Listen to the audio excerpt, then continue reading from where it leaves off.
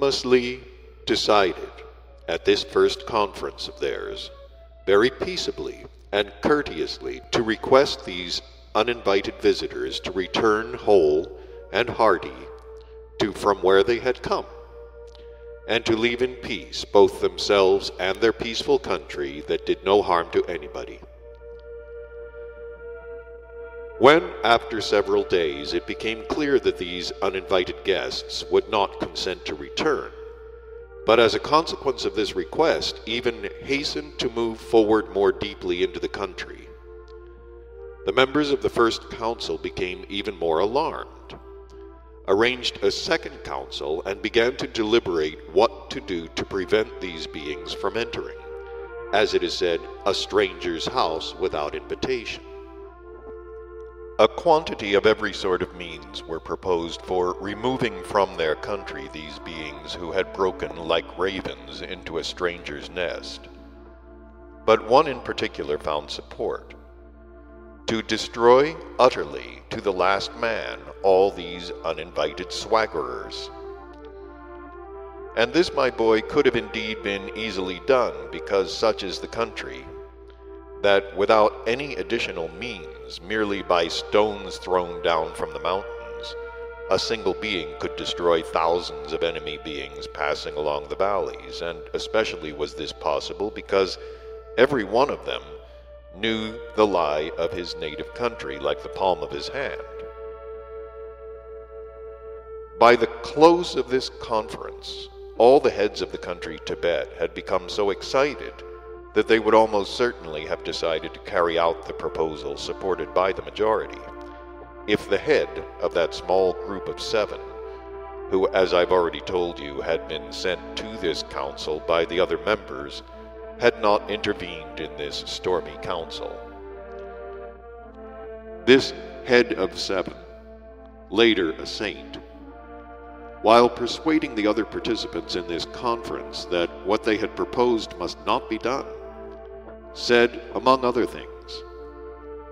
"The existence of every being is equally precious and dear to our common Creator God. Therefore the destruction of these beings, so great in number of them too, would give no small grief to that one who, even without this, is overburdened with the care and sorrow of all that exists among us on earth."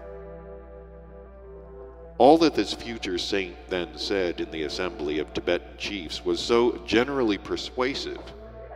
that they decided not only to take no measures against the strangers, but even to take every kind of precaution that no one should hinder the march of current events. Thereupon the beings appearing from below as uninvited guests,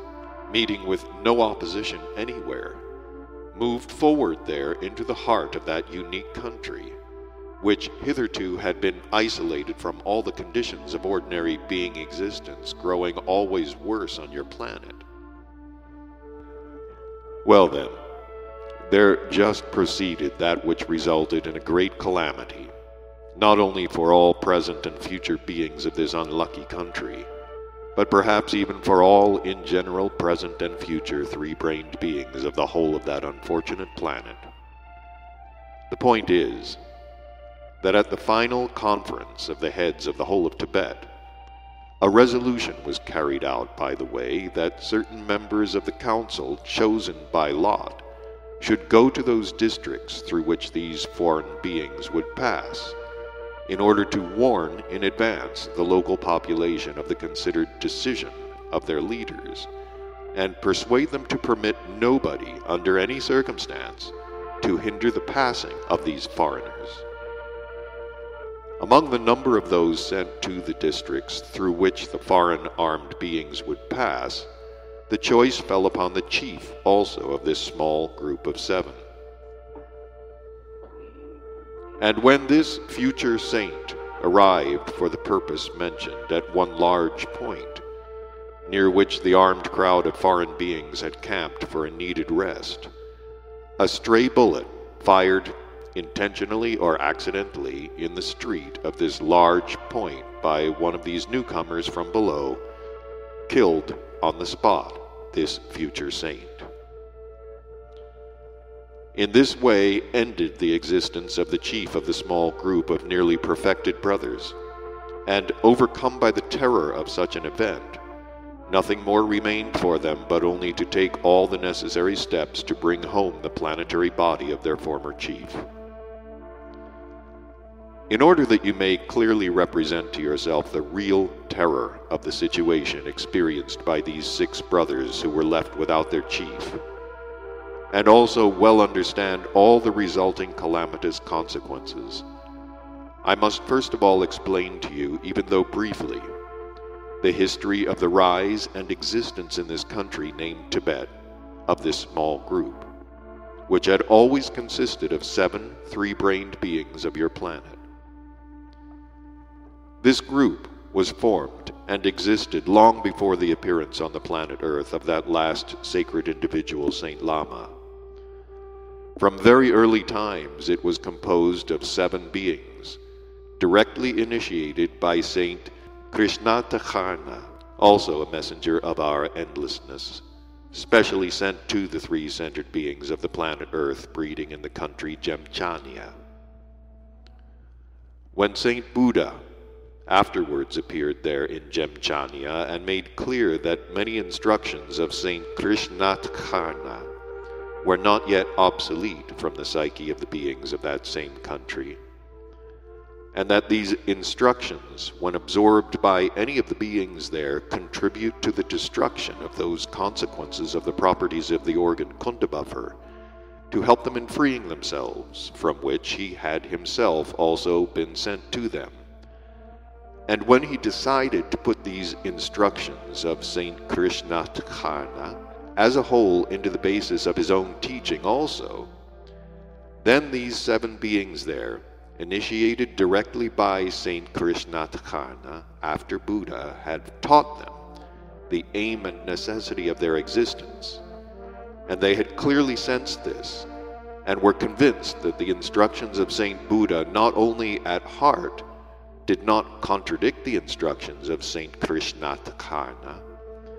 but even corresponded more perfectly to the psyche of the beings of that given period, became followers of Saint Buddha. And still later, when Saint Lama appeared specially for the beings of the country Tibet, and he also in his turn found that many instructions of Saint Buddha would still correspond very well with the psyche of the beings of that country, if only certain changes of detail were admitted into them corresponding to the change in external conditions of existence, which had been brought about under the influence of time. He therefore also put into the basis of his teaching many instructions from the verities pointed out already by Saint Krishnatacharna before him, and renewed by Saint Buddha. Then this small group of initiated beings, as well as other groups already followers of Buddha, having also clearly sensed that the additions and changes brought to his teaching by Saint Lama corresponded better to the contemporary psyche, and became followers of Saint Lama. Among the beings of this small group there existed a rule, which, by the way, they kept very strictly, in accordance with which certain secret instructions of Saint Lama concerning the beings of their group were transmitted from generation to generation through their chief alone. And he could initiate into these secrets the other 6 only after certain attainments on their part. That is just why all the 6 members of this small organization, all of whom had already merited and were